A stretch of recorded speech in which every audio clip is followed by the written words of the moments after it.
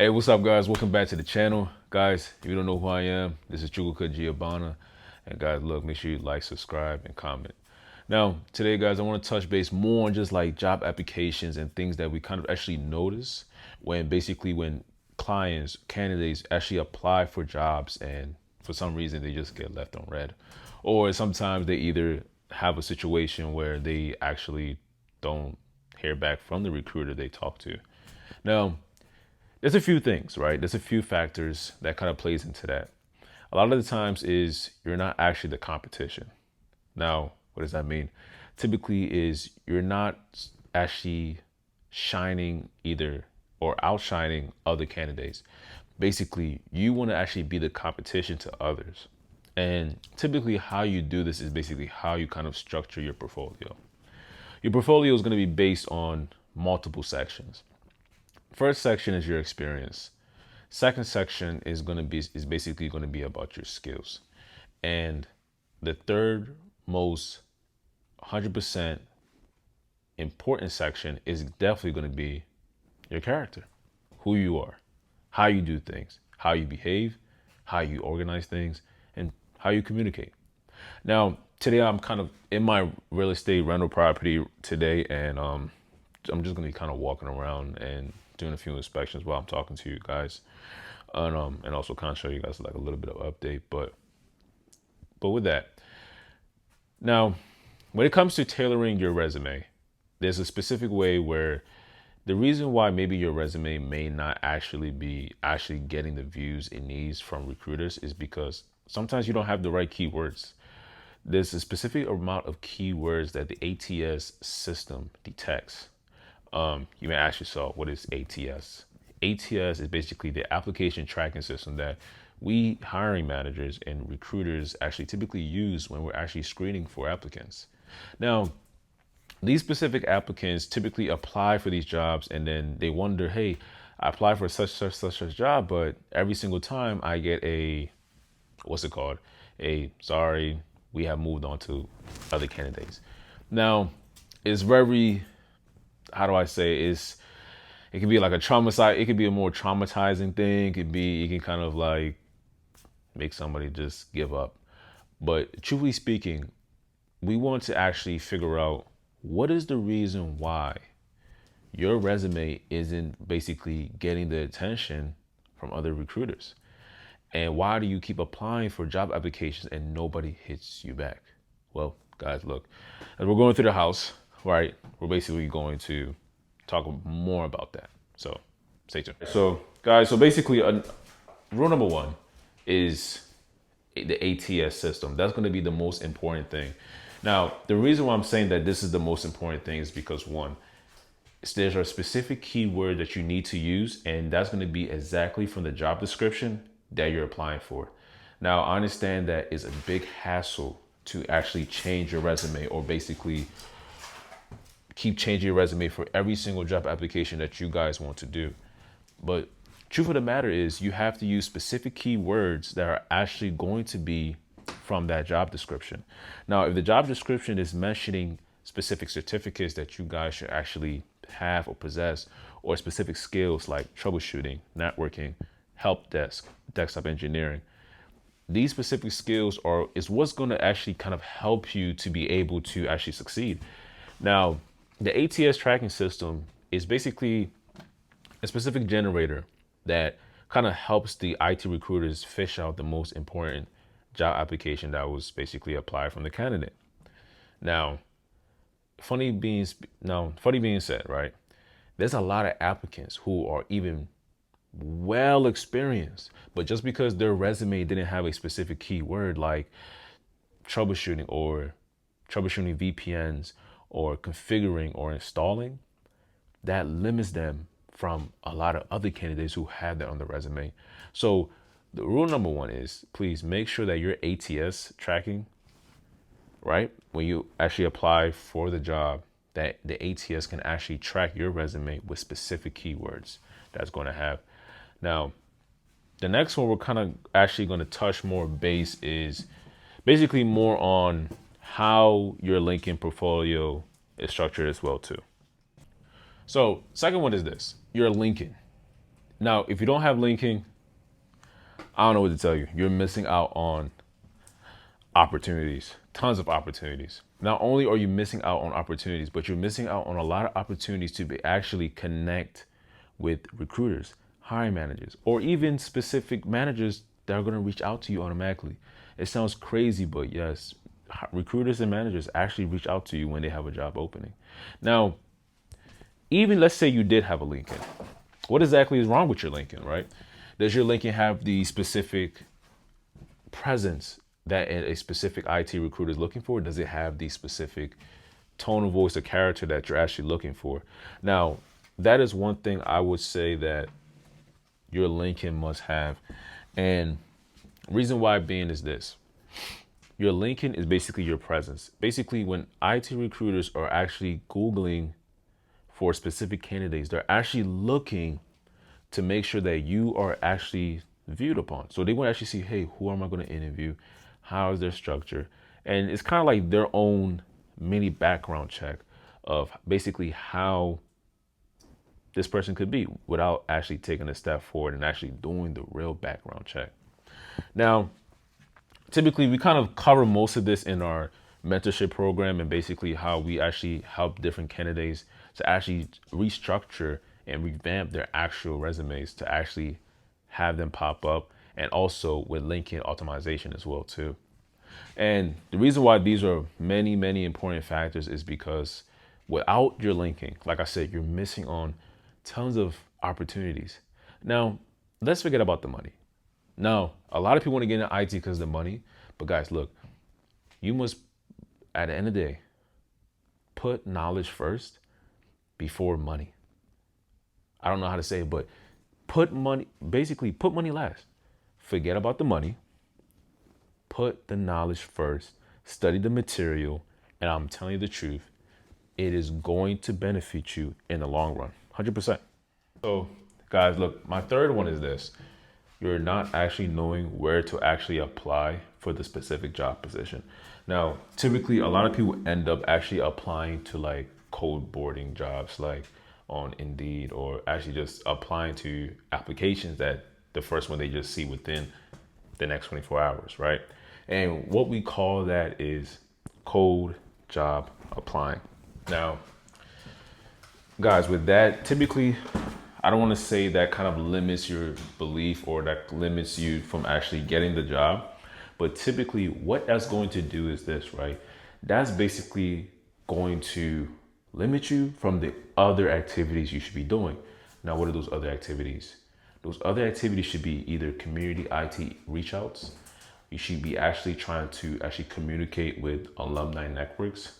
And the third one is just basically kind of just networking at specific IT events. And this can be IT events in your local communities, IT events even at your school, or for those who are not in school, IT events from specific events that either go on online or virtually. So guys, remember, networking is going to be your best bet. And the reason why I'm saying that is because a lot of jobs are actually happening because of networking, right? And not only is it happening because of networking, but it's also happening at the same time because we have specific individuals who they have applied at the same specific company. But when you can actually network with either an alumni or even as a person that you previously know from school or from another job, that specific other individual, right, can simply help you get or land you a job at the specific company that you were actually applying for. Guys, applying and actually networking is one of the most key things. Now, I want you guys to always continue to keep applying. I'm not saying, hey, like, stop applying, but continue to always apply. And typically that's what I kind of still teach a lot of other people to kind of already understand that it's really about networking. And the networking kind of helps you guys to understand that when we put recruiters in front of you, it's going to kind of touch base more into, hey, do you have the confidence for that interview? Now, that's kind of actually get to my last fourth step. And my last fourth step is this: interview and confidence level. Now, look, guys, the reason why I'm teaching you guys this or explaining this to you guys, because I have a lot of individuals who usually come to me and ask me, hey, look, I actually want to get into real estate, or hey, I want to get into business, or hey, I want to create my own business, I want to create my own venture, right? And typically most of the time, the one thing I see them kind of struggle with is not having active money to turn their active money into passive income. And majority of the time, the active money that they're making now doesn't really suit their needs or what they need to start off for.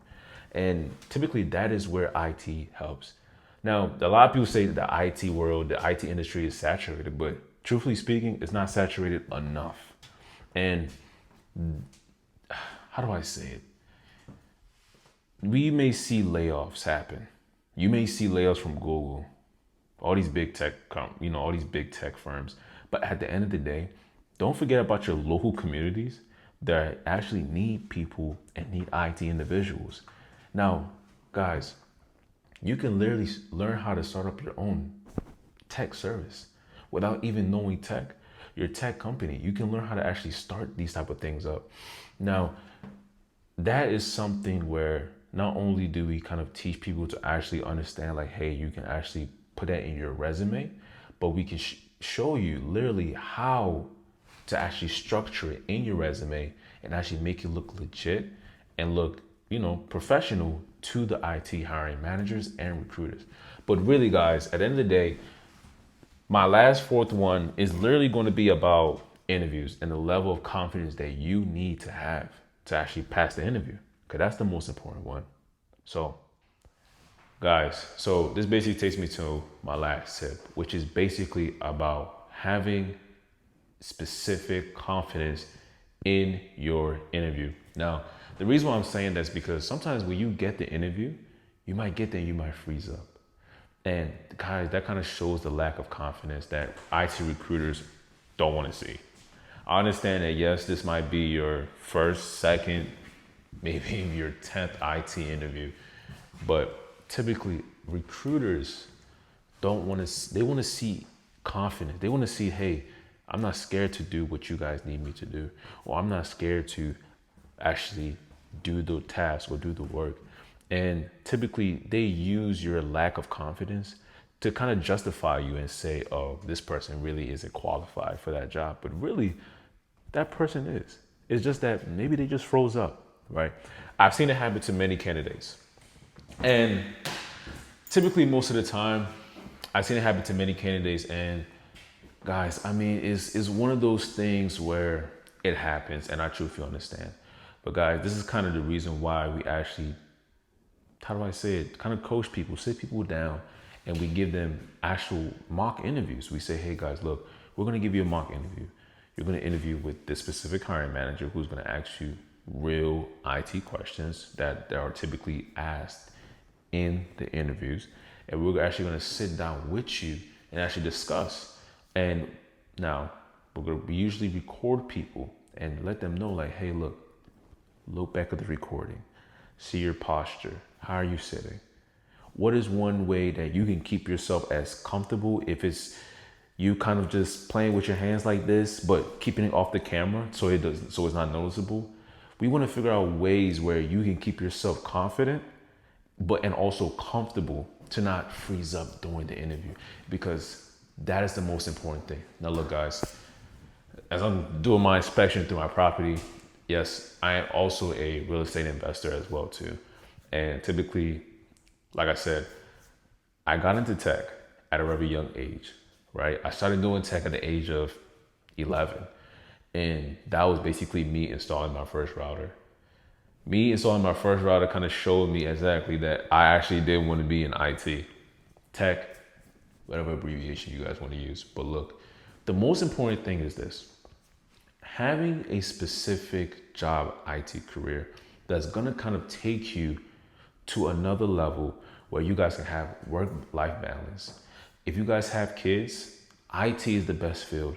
When you come back home from your IT job, you're not having headaches. Now, I know other basically individuals who go to work and they're either lifting or cleaning patients or waiting tables, and it tires their body so much, so much. But that's the best thing about IT.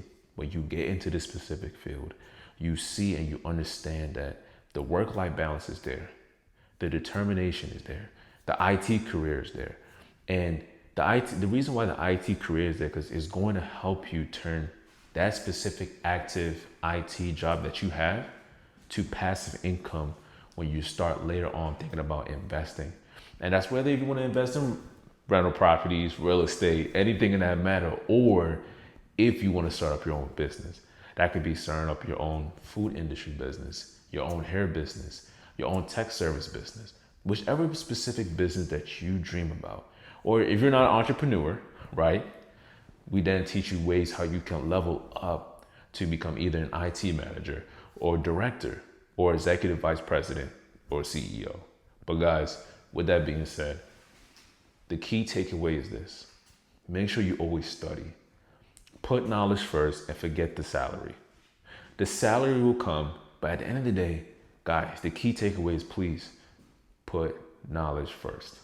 So guys, with that being said, guys, make sure you please like, subscribe, comment. Let me know what you guys want to see for the next video. And other than that, guys, be easy. Peace.